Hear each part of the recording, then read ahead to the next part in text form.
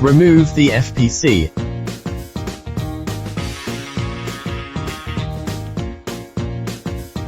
Fix the FPC to the fixture.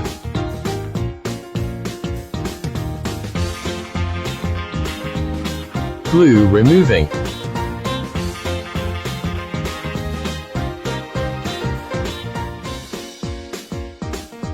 Cleaning the solder pad.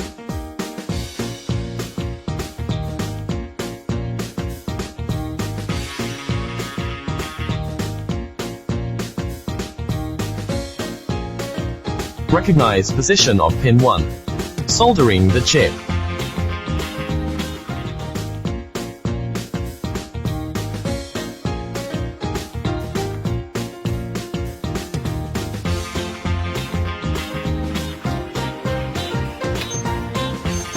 Test result normal. Recorded IC data normal.